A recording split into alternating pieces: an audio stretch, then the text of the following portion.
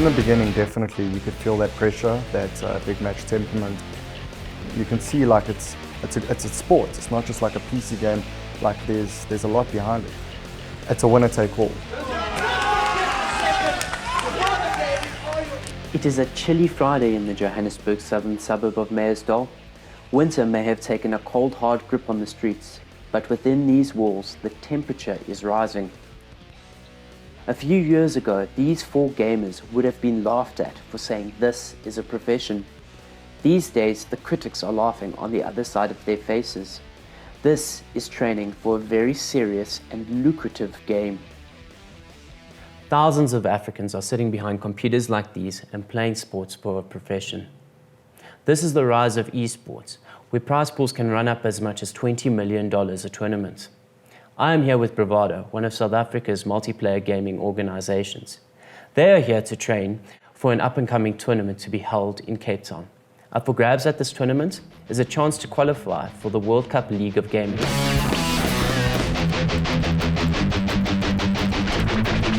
This competitive online gaming has taken center stage in the world of technology. It has audiences in the millions who watch via streaming websites.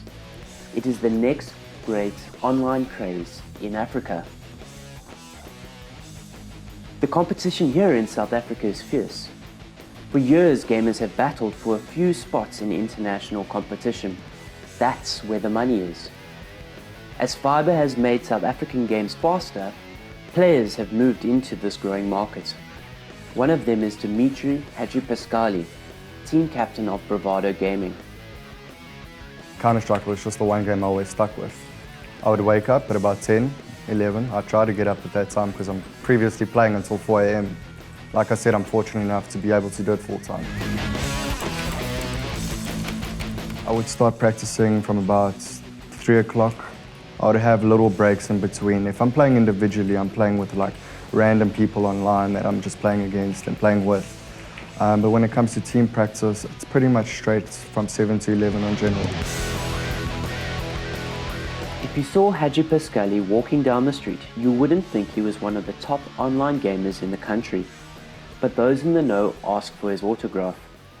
Hadjipascali is the captain for Bravado's Counter-Strike Global Offensive, or CSGO team. This is a first-person shooter game where a team of 5 try to thwart bombers. I decided I was going to be a full-time gamer probably when I joined Bravado in 2008 under my brother's leadership. I would say in those 2-3 years, that's when I was doing my own preparation and trying to like learn the game and just the individual experience. In tournaments, teams play off in best of 3. Each round, players need to win 16 matches. Teams will take turns to attack and defend. The more games you win, the stronger your team becomes.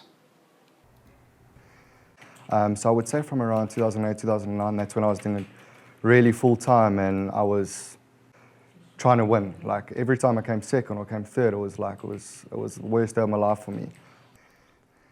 Hadjipascali isn't the only professional gamer in his family. His older brother, Andreas, who founded Bravado, also had his shot. Now the team's manager and coach, Andreas is even more determined to see South African gamers on the international arena. So when an opportunity like this comes through, where we can actually go overseas and try to prove to the world what we've got, we just need to take grasp of it and just make the best out of it, because we don't get those opportunities all the time. If you're in South Africa and you want to try and qualify online for an event, it's very difficult. I mean, the distance, the ping, the latency. So like I said, 1 or 2 options. Either we make do with what we've got here with the guys hosting the qualifiers here, or we go overseas and we try and qualify for an event there. To go overseas for about 5 days with 6 players, accommodation, food, flights, visas. In DreamHack Winter, I think we spent about 150 to 170,000 Rand. So you can imagine how hectic it is. There's so many factors that come into play when you're practicing.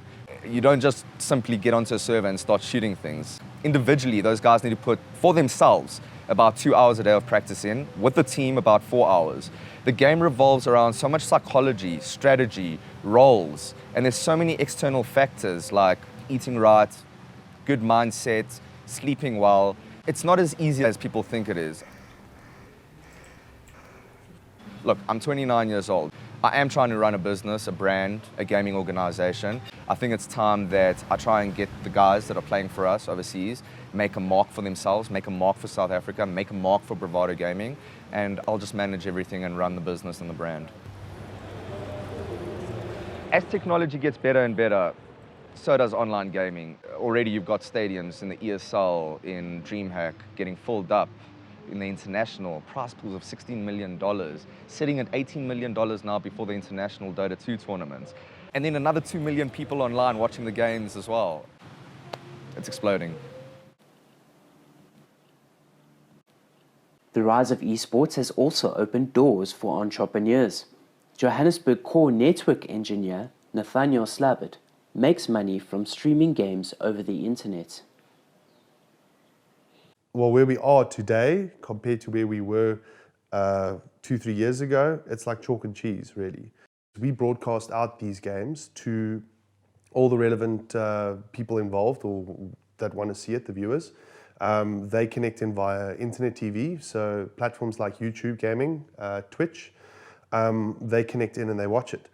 Where we were about 3 or 4 years ago, we were in a state of having probably about 20 viewers on every single session. Where we're standing now, it's increased quite a lot. We're sitting close to 150 to 200 viewers on every local match that gets played. If you look at the Dota 2 International, just looking from the European and Western world, there was about over 1 million people watching concurrently at that time, at that event, on the internet Twitch platform. And then Southeast Asia and Asia, you know, the numbers were even more than that, probably double. A couple of years ago, you had a normal cell phone that you could just make a call on, you can just do an SMS or a message, etc. Today, guys are able to play games on it, they're able to do whatever they want to. Going away from the cellular market, other technologies like the VR headsets, etc., it's pulling a much larger crowd into the gaming scene. And because that's happening, because technology is increasing at such a rapid pace, the esports or the competitive gaming sports element is starting to grow with that. Just the players alone, they're already starting to hit 10,000. I mean, last year, the DGL, which is the Telkom Do Gaming League or Digital Gaming League, had a registration amount of 6,000 competitive gamers actually playing in their leagues. Now, this year, I believe that's grown even more. We're probably looking at about the 10,000 mark of competitive players. Most of the international competitions happen up in Europe, Asia, and in the US. So from a geographical point of view, you can see that we're far away from really the big tournaments. Last year, the total prize pool was about 1.2 million rand at the Telkom Gaming Championships. This year alone, TV has been involved with a prize pool of 450,000 rand thus far. So that is the More Gaming Experience, Gamers Fest, ECL, etc. Now you've got the Telkom Masters, that is the 1 million rand prize pool at the end of the year. I mean, you can see the difference from 2015 to 2016. It's crazy.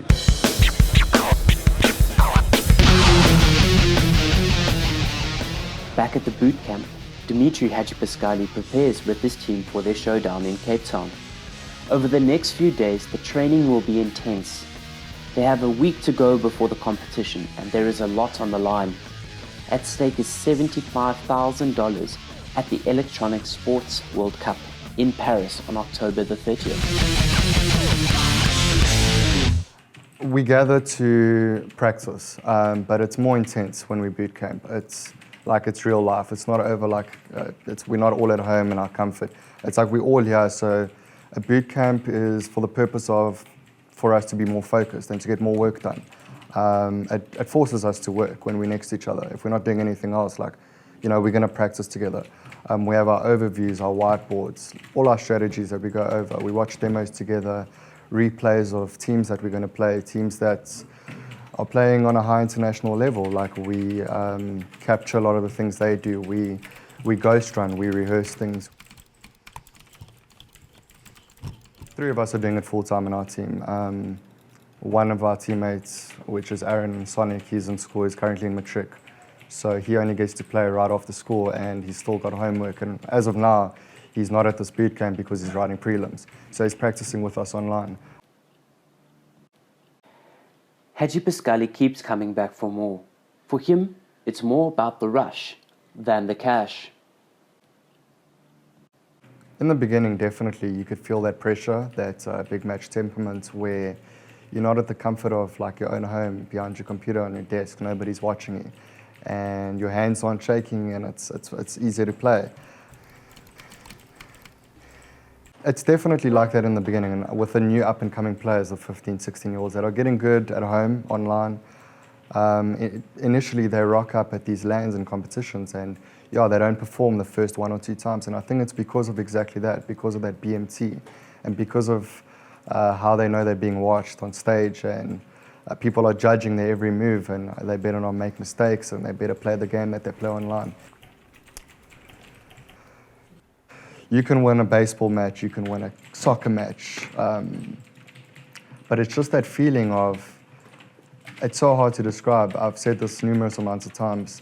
Just not winning a competition, but winning a round, winning a clutch situation, winning, coming back in a game when you're down and people are like, they're never going to come back, and you just round for round, frag for frag, you bring it back. Just that feeling of accomplishments. It's like none other. It's people that play on a competitive level, like they really, really know about it. It's a feeling that you almost need to experience for yourself. It's indescribable. Outside this house in Meyersdal, the sun sets over the African horizon.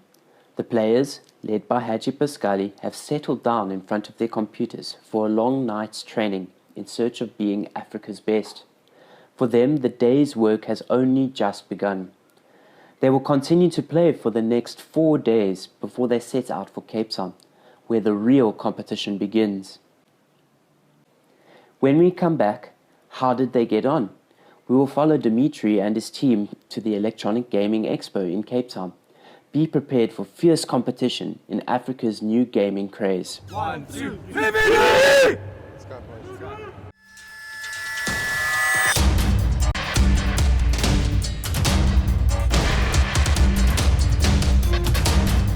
We met Dimitri Haji Pascali as his team were preparing for Electronic Gaming Expo, the cutting edge of the growing eSports craze in Africa that could make thousands of dollars for gamers. If they win, there is a spot for the Electronic Sports World Cup in Paris.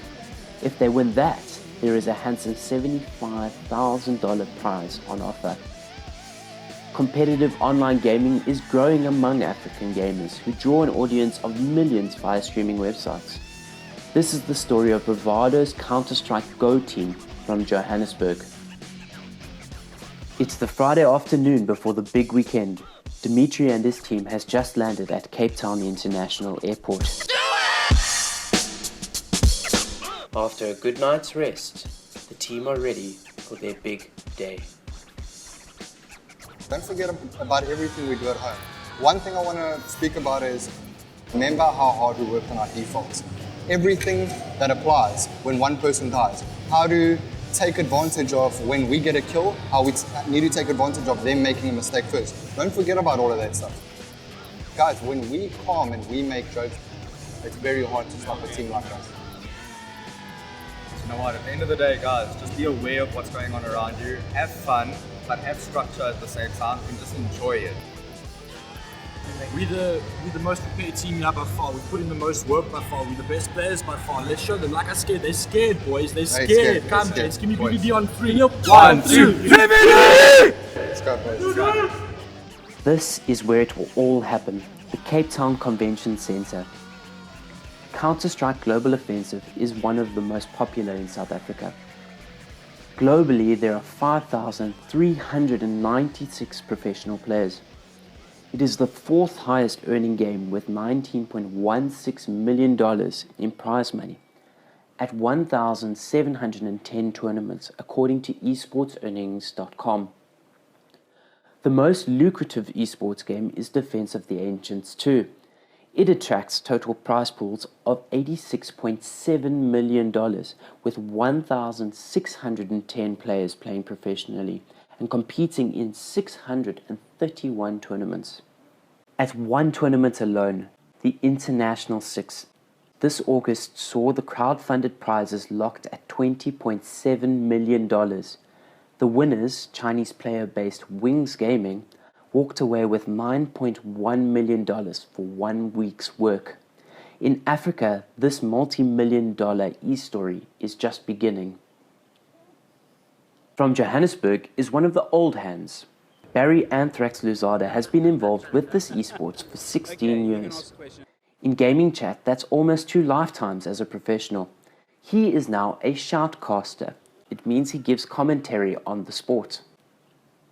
Where 2 years ago you were at maybe 100,000 Rand total prize, cash prize money for an event, because it was only one event a year. Now you're looking at over 2 million Rand almost in 1 year.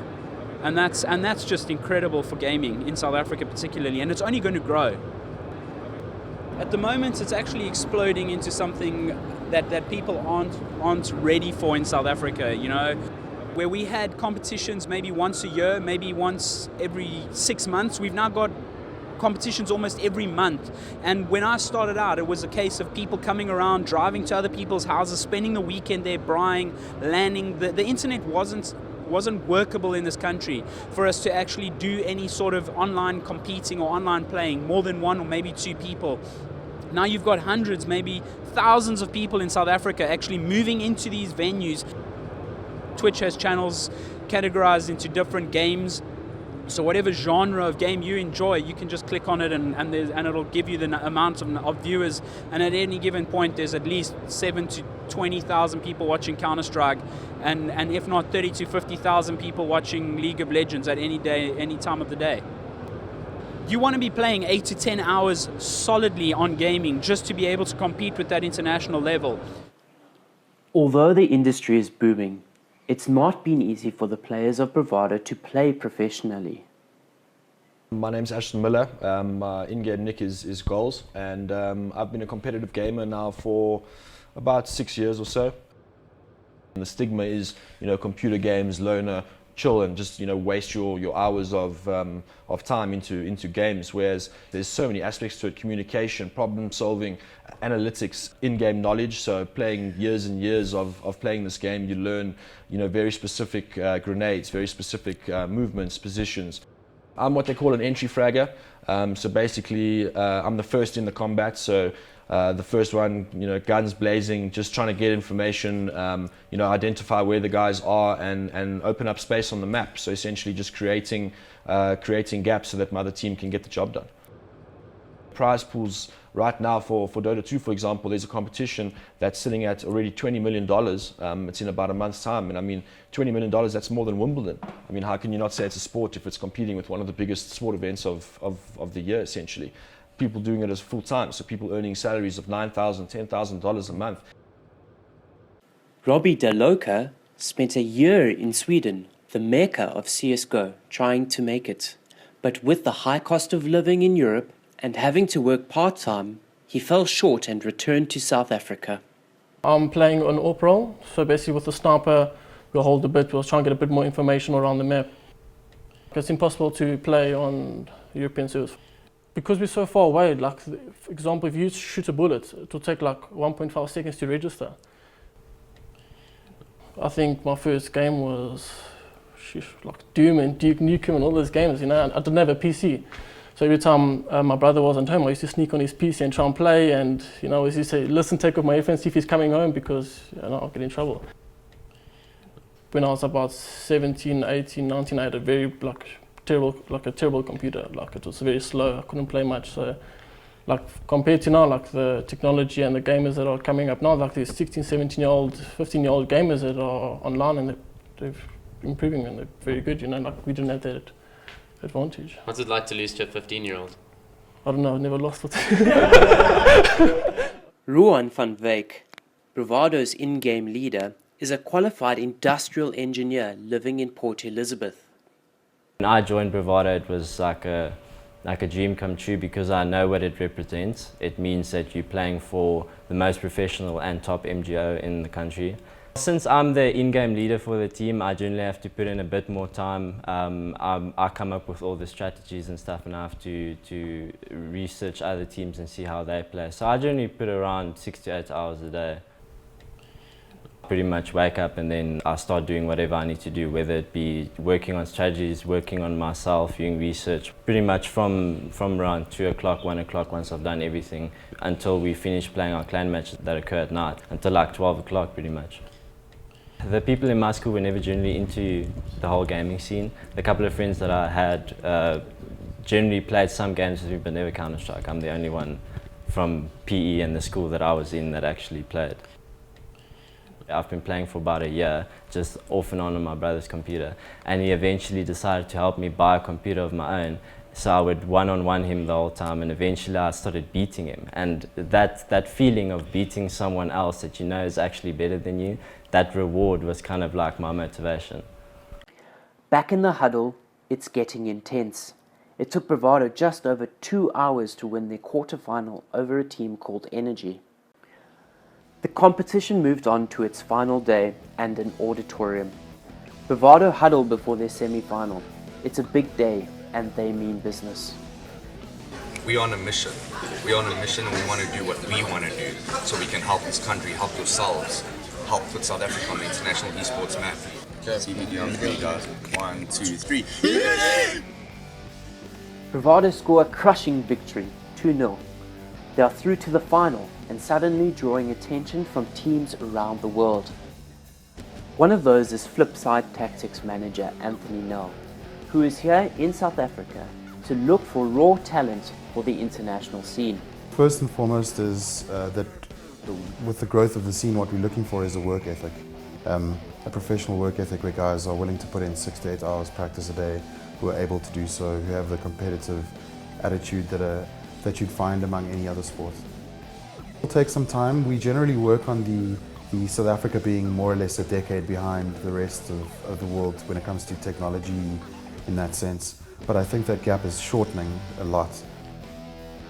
Basic salaries are like $5,000 a month, excluding your prize winnings and your sponsors and endorsements and that kind of stuff. So overseas, I mean, that's a salary for like a tier 2, bottom of the tier 1 player.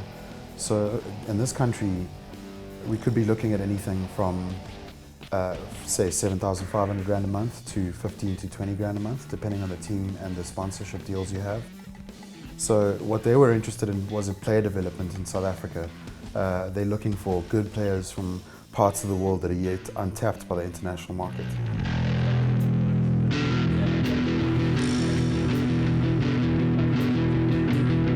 Bravado go on to win the first round convincingly. In the second round, the pressure gets to Haji Pascali and his team. Bravado throws away a massive 7-match lead. Carbon from Cape Town claw their way back to force a decider.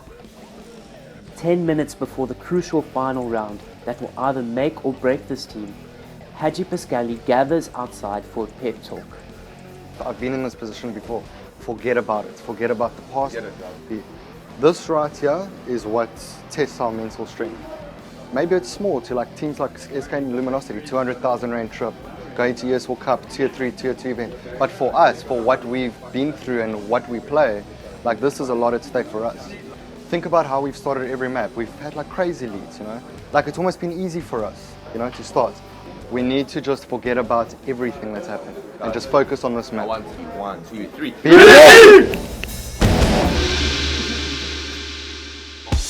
The round begins. Bravado want to head to Paris. When you get the first play here, can get it. That's the first. It may not be the Olympics, but for these players here, it's more important than that. So we just won the ESWC South African qualifier final against the Carbon 2-1. The first map we won pretty convincingly. And in the second map, we had a huge lead. We were map point for at least 6, 7 rounds, I think. Somehow we went into overtime and let it slip. This is what, you know, most of us do full time, and this is our passion, what we've been doing for years and years. So to get another shot, an opportunity at competing overseas and trying to open doors for South Africa is just another blessing for us. We've been practicing every day, 5 to 8 hours a day has been for this, and in hopes to win international qualifiers, so it doesn't stop at all. Ahead of them lies Paris and a possible $75,000, and that's just for a start. How many more young men and women from Africa are going to go out on the international stages in search of millions of dollars to earn a living in a way their parents would surely fail to understand? This isn't just a game, it's the birth of a whole new industry.